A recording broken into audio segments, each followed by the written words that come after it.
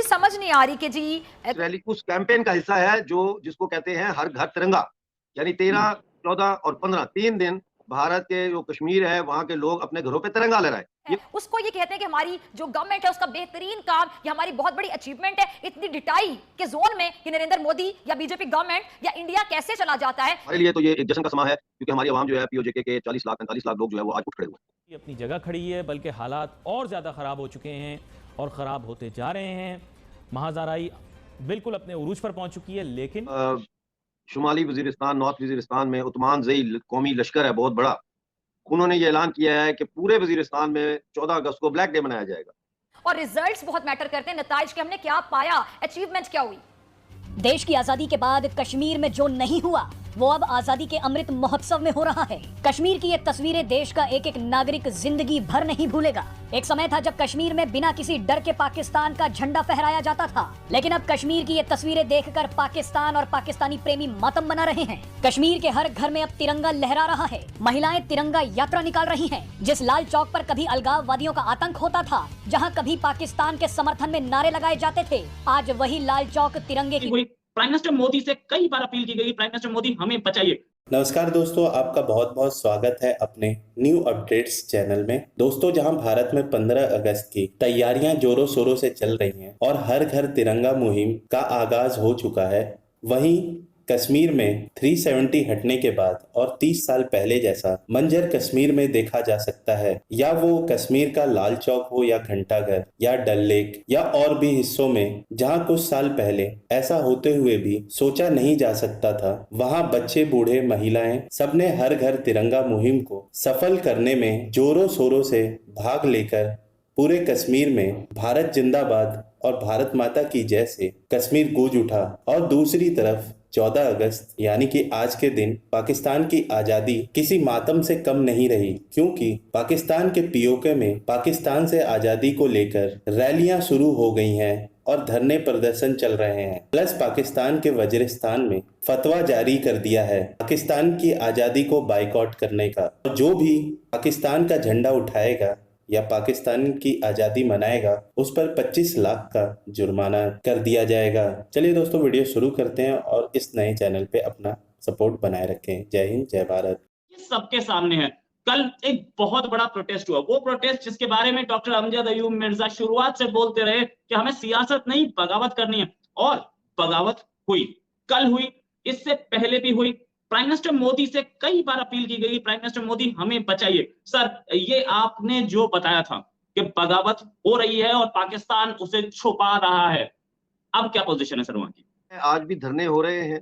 कल संडे है, मंडे को देखते हैं अब मंडे की क्या सूरत-ए-हाल होती है, लेकिन ये प्रदर्शन अब रुकने वाले नहीं है मेरे ख्याल। ये है कि वो स्टेज ना ही आए जहां मेरे लोगों को असला उठाकर पाकिस्तान आर्मी का मुकाबला करना पड़े, वरना पाकिस्तान आर्मी के तो पर्चे उड़ा देंगे हम। क्या करना, क्योंकि हमारे साथ टकराएंगे तो पाश पाश हो जाएंगे। इसलिए अगर आप चाहते हैं कि आपके फौजी जो है वो ना मरें और आप चाहते हैं कि पीओजेके के अवाम के साथ आप खूनी तसादम ना हो आपका, तो फिर आप वक्त आ गया है कि आप ठंडे दिमाग के साथ बैठे और इस चीज को एक्नॉलेज करें कि आपने 22 अक्टूबर 1947 को हमारे रियासत पे हमला किया। आप में कोई इंसानियत रह भी गई है या नहीं, क्योंकि देखिए पाकिस्तानी हुकूमत जहां तक कंसर्न है, या इवन जो पाकिस्तान के अंदर ह्यूमन राइट्स एक्टिविस्ट भी हैं, हम तो अपनी पूरी कोशिश कर रहे हैं कि जो कश्मीर के अंदर इस वक्त इंसानी हुकूक के साथ खिलवाड़ किया जा रहा है उसके ऊपर दुनिया की अटेंशन आए, उसके ऊपर हर कोई गौर करे।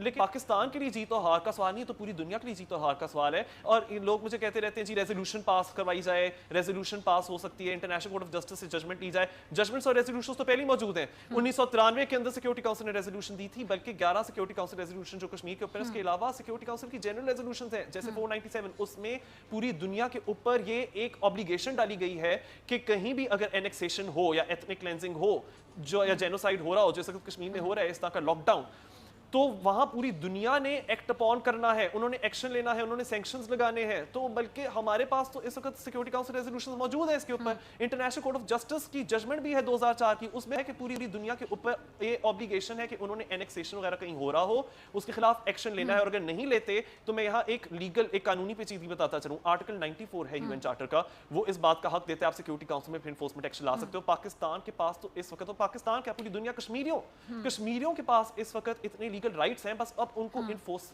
अब बात यह है कि ये कल जो हुआ है, ये आज तक की जो भी हड़ताल या जुलूस या मुजाहरा है, वो उसके तमाम रिकॉर्ड टूट गए। यानी मुजफ्फराबाद पूरा डिवीजन जो है तहसीलों समेत, उसमें जनरल स्ट्राइक की कॉल दी गई थी और वो जनरल स्ट्राइक हुई। स्टूडेंट्स और लॉयर्स, टीचर्स, पेंशनर्स और जो गवर्नमेंट एम्प्लॉयज हैं, मतलब है कोई ऐसा सोसाइटी का सेक्शन नहीं है जिसने कल बाहर निकल के प्रोटेस्ट ना किया हो।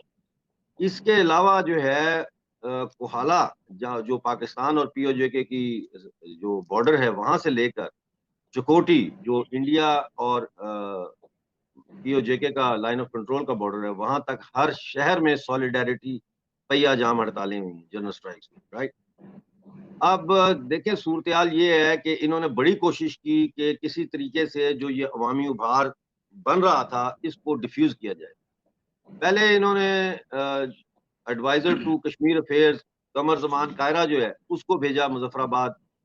उसने प्रेस कॉन्फ्रेंस की, उसने वादा किया कि जी कोई भी तब्दीली नहीं आएगी, कोई ऐसा ड्राफ्ट नहीं है, कोई ऐसी चीज नहीं है और कोई 15वीं आईनी तरमीम नहीं है। झूठ बोल रहा था, उससे काम नहीं चला। उसके उसी दिन और उससे अगले दिन, उससे भी पहले से भी बड़े प्रदर्शन हुए पूरे पीओजे के। उसके बाद इन्होंने जो है बीच में फेंका है राजा फारूक हैदर को, जो साबिक वजीर आजम थे पीओजेके के, उनके नाम से एक ऑल पार्टी कॉन्फ्रेंस मुनक्किद की गई 7 अगस्त को। और उस कॉन्फ्रेंस में पाकिस्तानी ऑक्युपाइड जम्मू कश्मीर के जो इस वक्त के प्राइम मिनिस्टर हैं, वो भी शामिल थे, वो भी शरीक हुए।